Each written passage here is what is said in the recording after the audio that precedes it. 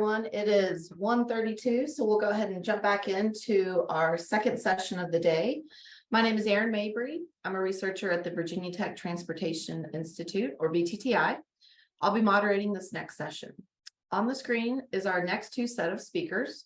We'll first hear from Madeline Spracer on fatigue detection technology. She'll be joining us virtually from Australia with a pre-recorded presentation.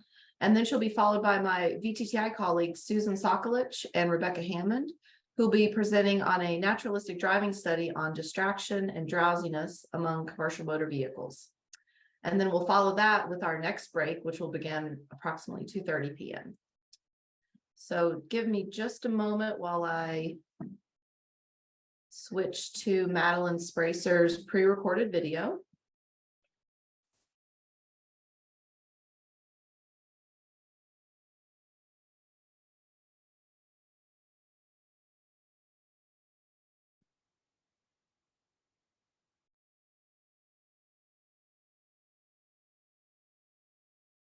Hi everyone, my name is Madeline Spracer and today I'm going to be talking about fatigue detection technology.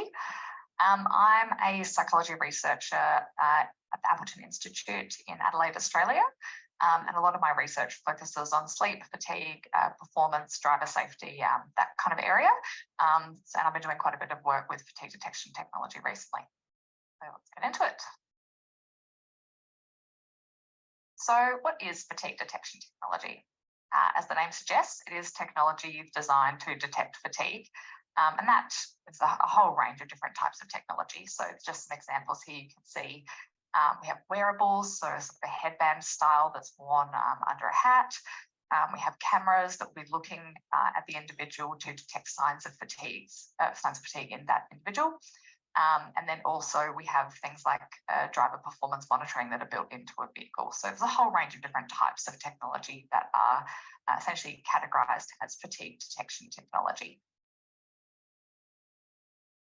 So when we're thinking about what evidence is available to support the different types of technology, there are a few things we can look for. And, I would imagine organizations going through this when they were making the initial decision to figure out, okay, what am I going to bring in fatigue detection technology? Is that something that's going to work for our organization? And if you've said, yes, we want this type of tech, I would be thinking about these things when evaluating which technology option you're going to choose. So the first is the existence of developer validation. Now, presumably all developers who are developing this type of technology are going to be validating their own work to, ensure that it does actually work.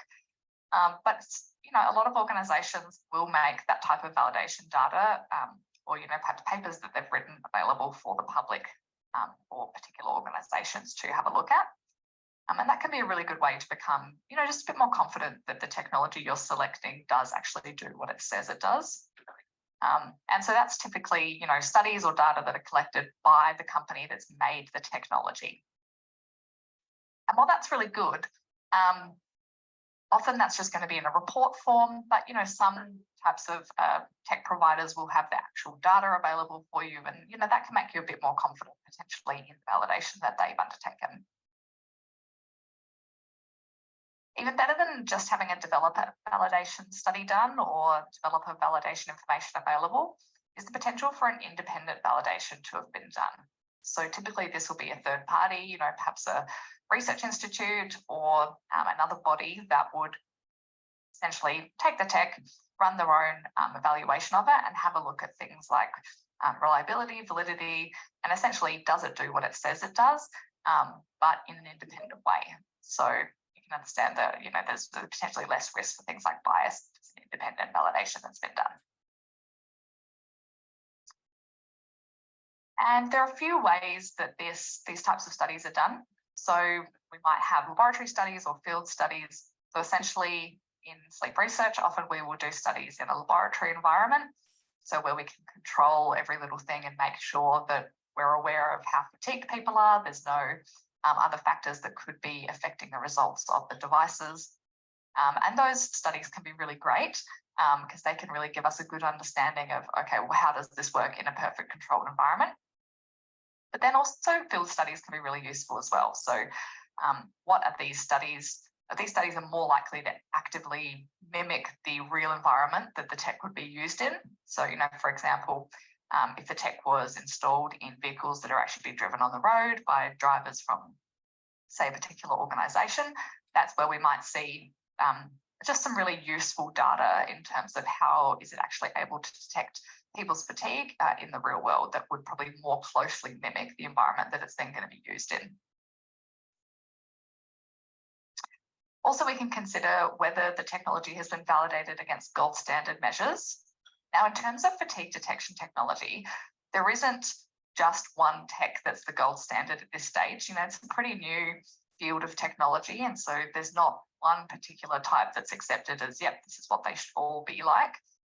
But there are other types of data collection methods looking at sleep and fatigue that are considered gold standard that can be used, potentially within a lab environment to essentially compare, is it working as well as these gold standards? So things like EEG, brain activity, if you have a fatigue detection technology that claims to measure brain activity, does it measure brain activity in the same way or as well as those gold standard brain activity measures that we would have, in a lab or hospital environment? And what about against driving performance? So this kind of ties in with the field studies, but what data is available looking at how the technology performs and how that compares to real world driving performance? Sensitivity and specificity, essentially this refers to false positives and false negatives. So, what evidence is available about the false positive rate, the false negative rate, and other types of data that you might be getting from the device. And then really critically, end user acceptability. Now, I think this one is arguably just as important or perhaps even more important than some of the real hard science, hard data side of things, because it's really important to know if your drivers or workers of any type are going to accept the technology. And, typically different types of technology are going to have different levels of end user acceptability. There's a whole range of factors that go into that, which I'm going to talk about in the second part of this talk. But that's definitely something that I would really be encouraging you to consider when selecting a type of fatigue detection technology. Okay, so now I'm going to talk about functionality and end user acceptance. And I think this is really critical for a range of technologies, but particularly those that are monitoring fatigue in that sort of real-time live environment rather than, fitness for duty tests and stuff like that. This is more talking about, driver-facing cameras, wearables, those kinds of things. So this project reflects this, well, this is essentially the report that came out of this project. So this project was funded by the National Heavy Vehicle Regulator in Australia. And this report is freely available online if you feel like looking it up, find the PDF of it. And essentially what this project did, its aim was to identify what was going on in the Australian road transport sector and figure out, okay, well, are they improving safety using fatigue detection technology? And what does that look like? So what's worked, what hasn't worked, how did they go with user acceptance and implementation and all those kinds of things. So essentially it's a bit of a case study of fatigue detection technology within that environment. And I would actually add to that, but we also looked at distraction technology. So fatigue and distraction technology, particularly in vehicles, are going to be pretty similar in a lot of cases, particularly if it's something like a driver-facing camera that's detecting when the driver's eyes are off the road. So it's going to sound an alert, if you fall asleep behind the wheel, but also if you're, maybe looking down at your phone or looking out of the window, distracted, it's also going to sound an alert there. So this project encompasses sort of both of those things.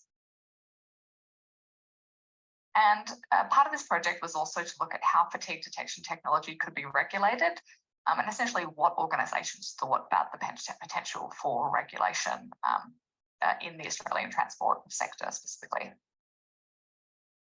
But today I'm going to be focusing on organisational factors and also driver factors.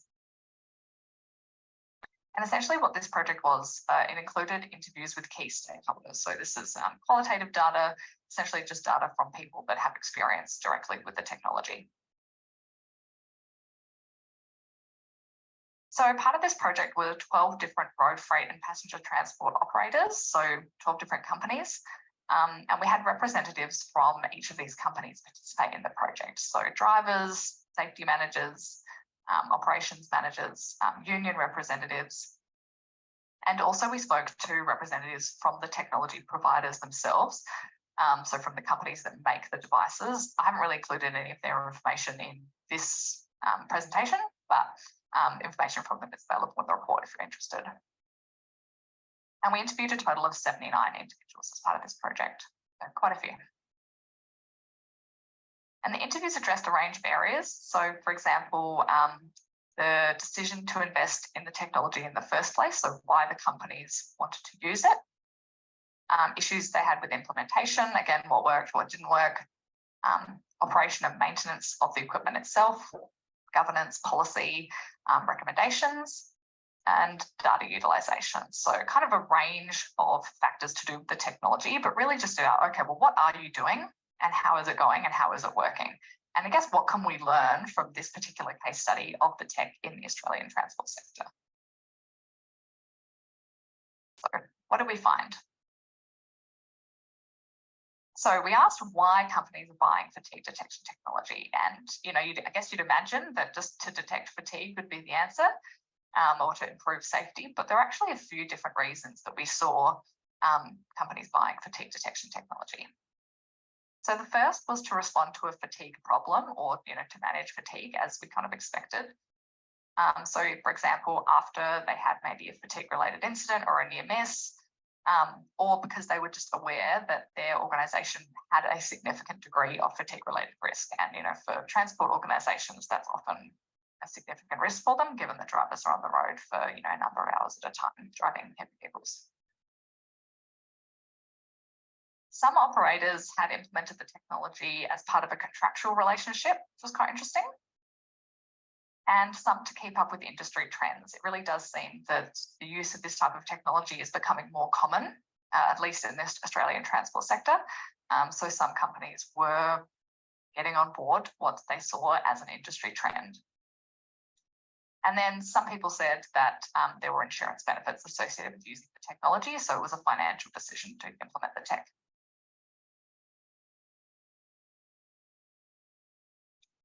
So how is fatigue detection technology being used? So it appears that a significant investment is already occurring. So this isn't a brand new technology that's, only a couple of operators are using in Australia. It does seem that this is actually being used across particularly some of the bigger operators, and they've been using it for a little while now. Although a lot of companies that we spoke to were in a trial phase, so if they hadn't rolled it out entirely, they were participating in a trial of the tech, and then using that trial to then decide whether they were going to stick with the technology or not. Some more recent work that we've done outside of this project, but just in the last couple of months, does suggest that it's not just the big operators that are using this type of tech now. It's actually smaller operators that are, buying the tech for use in just one or two vehicles, because they see that there are those potential safety benefits. Now, in terms of perceived safety, we did see quite an enthusiastic degree of support, particularly at the executive and supervisor level, just because of their, experiences with the safety system and the reports from drivers and the number of alerts that they were getting. There was a really strong belief that having the technology in the vehicles was going to reduce the frequency of fatigue and distraction events while driving. And interestingly, so we were particularly interested in fatigue, but of course, a lot of these tech options do detect distraction as well. And it seemed that distraction was actually being picked up by these technology options much more frequently than fatigue, which does kind of make sense. Fatigue typically being, or fatigue-related incidents such as microsleeps typically being kind of rare-ish, but particularly high consequence when they do happen. There was the perception by some people that we spoke to that detecting fatigue comes too late, because essentially it is a reactive process where, fatigue is identified and then an alert will, maybe sound or the seat will shake or some other type of feedback will be given. And that was seen as reactive rather than proactive in terms of fitting in with the safety management system. And some drivers did believe that they were actually better at detecting fatigue than the device itself. Particularly drivers who were a bit more experienced seemed to think that, look, I know what I'm doing. I don't need the device to tell me. I'm actually detecting my own fatigue better than the device is.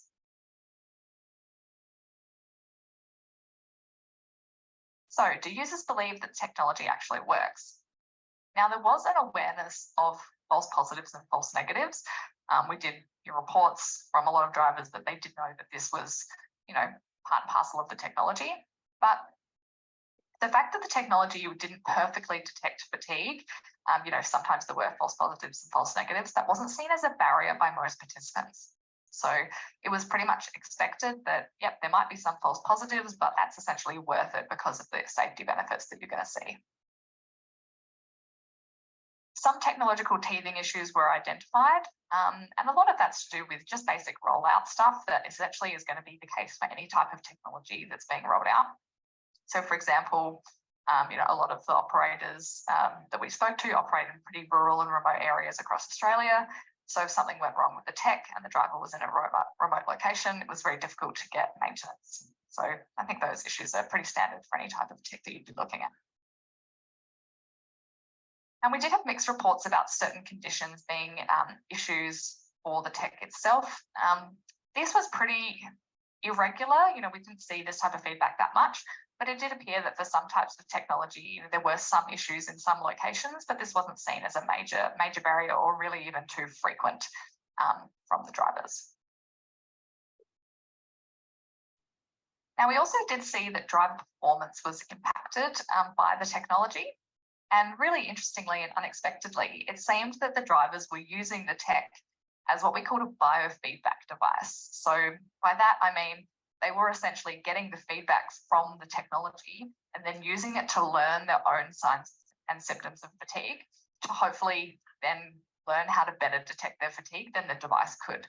And some of the drivers even reported, a bit of gamification here. And, I'm going to be able to detect my fatigue before the device is, I'm going to beat it, and I'm going to pull over for a break before the technology has the chance to tell me I'm too tired to drive. So we found that quite interesting. And we also saw that, simply having the technology in vehicles did seem to improve driver behaviour. So a lot of drivers reported that their driving behaviour had changed since the tech was implemented. And, they were doing things like using their phones less or not at all while driving, which of course that's not a behaviour that you want your drivers to be having. But, some people obviously were doing that prior to having the tech that would then pick up that distraction event.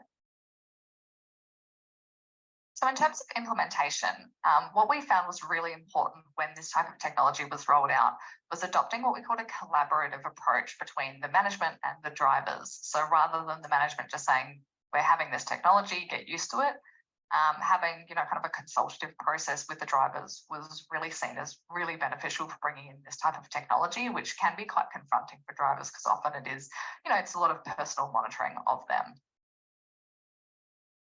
And a really sensitive approach was needed to gain the support of drivers. So just being really sensitive to their feelings was seen as really critical, by both people at the management level and drivers. The drivers really appreciated being brought in at the ground level and, just being really included in the decision. And training and education was also seen as really key. So for the companies that sort of brought in the tech and didn't have any associated training, we typically saw worse outcomes.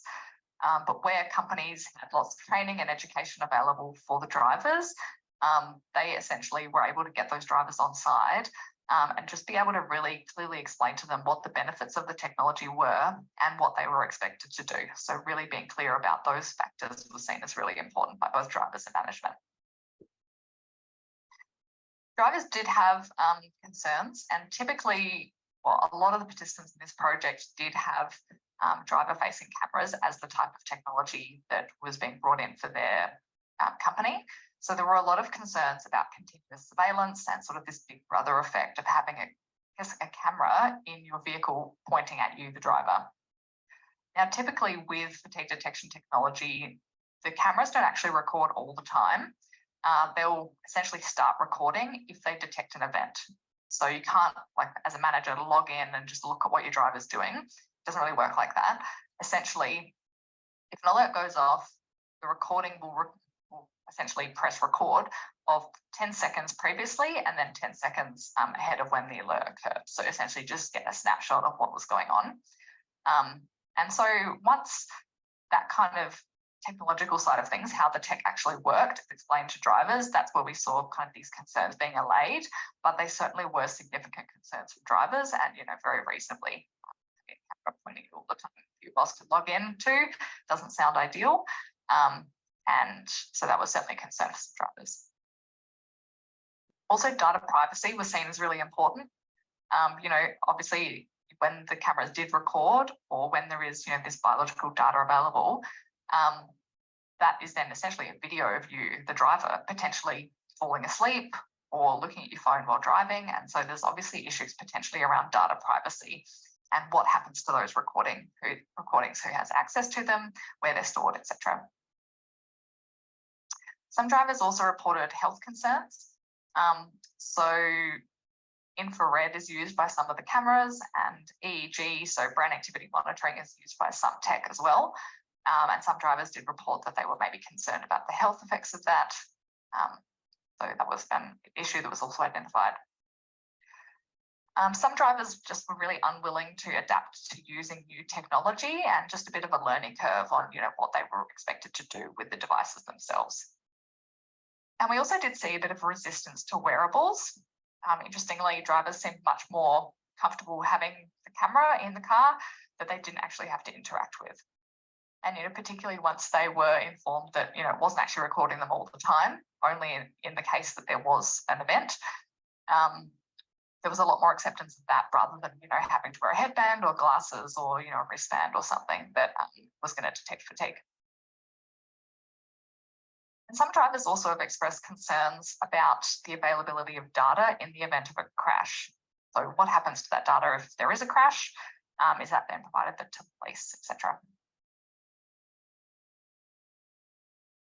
So what did drivers like about the technology? So if they were the concerns, why did we have such positive feedback on the whole?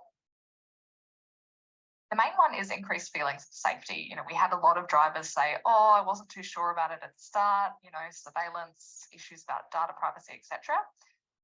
Then once the drivers had experience with it, and particularly once they'd maybe seen a recording of themselves falling asleep behind the wheel, drivers reported that the technology just really made them feel a lot safer when they were on the road. I think these are just some really great quotes from some of the drivers that we spoke to. Just thinking that, having the tech in the car, it's like having backup. It's, someone sitting in the seat next to you who's going to wake you up if you fall asleep. And that was seen as a very positive thing about the technology. And then also some drivers did say that they really appreciated having evidence if a crash or another incident did occur. There was a sense from some drivers that, heavy vehicle drivers tend to be blamed in the event of a crash. But, if they had camera footage of maybe a car cutting them off or, doing something else they shouldn't have been doing, that makes them feel that they are safer in the event that they get accused of driving poorly. Now, policies and procedures were seen as really important by some organisations, and some organisations didn't seem to have any policies and procedures to actually manage the technology, which was very interesting. So you can see some examples there. One organisation who had checklists and procedures to follow in the event of an alert, but another organisation who says, we don't have a system. We're just making it up as we go along. And I guess the really important thing there to do with policies and procedures is what a lot of drivers focused on and management focused on in these discussions was okay, well, what does a driver do if they get an alert? Are they obliged to pull over? Do they have to speak to their supervisor? What actually happens? Now, a lack of these policies and procedures was seen as a problem mostly for smaller operators who don't have a high level of safety infrastructure. Maybe they don't have a very mature safety management system or something like that. And so, it seems quite difficult for these operators to put together a whole new policy and procedure to manage the technology. These policies also typically describe supervisor oversight, so whether the supervisor is also then required to get involved in the event of an alert. Typically, limited support was provided from vendors regarding what to actually do in the event of an alert. Typically, the vendors were reportedly really helpful, in terms of how the tech works and all of that. But it was really left up to the organizations how they wanted to actually manage the technology, what to do. It seemed the companies were a little bit on their own there. And often these policies and procedures, where they did happen, either informally or formally, there would be risk mitigations that would happen if an alert did occur. So things like being required to have a short break, or some operators, if you got an alert, you would have to pull over, and that your shift was done for the day. But it really did depend on the operator. It was also seen as really critical that the technology not be used punitively. So we did hear from some drivers, and even since then, speaking to drivers, it seems that some organisations have maybe got the technology to get some of the benefits, so maybe insurance benefits, or potentially winning a contract, that type of benefit, and then not actually managing the technology in a way that's really supportive of the drivers. So using the tech punitively, whether that's if a driver falls asleep behind the wheel, getting in trouble for that, or some other kinds of behavioural issues. Generally, that was seen as really problematic by drivers, and it really made them have not great feelings about the technology itself. Although interestingly, it didn't make them dislike the tech, it more made them dislike the process the company had gone through. So, key takeaway messages. Look for reputable technology options, ideally with available validation data. So looking into the types of technology you're thinking of getting really closely, figuring out what's going to work for you based on that actual evidence that's out there. Organisations, there's a range of reasons you might choose to implement fatigue detection technology. Managing fatigue-related risk and improving safety was seen as really key by most operators, but there are other reasons that you might choose to implement this type of tech. The use of fatigue detection technology is going up and ever increasing, particularly as more technology options enter the market, particularly in the transport sector. We're seeing this, and also more in other sectors now too. Organisations seem to have seen significant safety benefits, so reductions in incidence rates and number of alerts and all those kinds of things. But of course, none of these technology options have a non-zero false positive or false negative rate, so none of the tech is perfect. Of course, nothing is. Drivers do generally have a number of concerns about the tech before implementation. So these are things that if you're going to roll out this type of tech, I would really encourage you to address with your workers. So things like surveillance, data privacy, and particularly how the technology is going to be used and not using it in a punitive way. They're things that are really critical to making sure that your workers are on board and are going to effectively use the technology to improve safety. Consultation and training, as I mentioned, are a key part of the implementation process. Without that, it can be really difficult to get drivers or workers of any kind to really engage with the technology and see those benefits. As I mentioned, there was a high level of driver support once the technology was in use, and they could really see those benefits to themselves. So, really involving them in the decision-making process and the implementation process was really, really important for getting drivers to see those potential benefits. And drivers did generally report that the tech did make them feel safer on the road, which is great. However, it is critical to establish policies and procedures for actually using the technology. The companies that didn't have associated policies and procedures, it didn't feel like they were getting the real benefit of the technology, and drivers were often confused about what they had to do with the technology, despite feeling that it might improve their safety. Not having clear guidance was seen as a problem. And also there's the potential to undertake trend analysis across organisations and industries. So where are you seeing the most alerts? Are you seeing them in a particular driver or driver population? So to conclude, can fatigue detection technology improve safety? It seems that yes, it certainly has the potential to improve safety, but with a few caveats. The technology itself needs to have the capacity to actually detect fatigue and, potentially distraction in this case as well. So does the tech actually work? What evidence is there to support it? And is fatigue actually being detected? It's also critical that the technology is handled appropriately by the organisation. So you might have a great bit of technology, but if you don't actually know what to do, if the alert goes off and you don't have a process there, and you're using it punitively to, punish drivers, that's where you're going to see real problems. And it can really be much better for improving safety if the users are part of the implementation process. So in this case, drivers being part of that process. And I guess this aligns with being handled appropriately by the organisation, but essentially that users actually know what to do if an alert occurs. That's all from me today. Thank you so much for your attention. Much appreciated.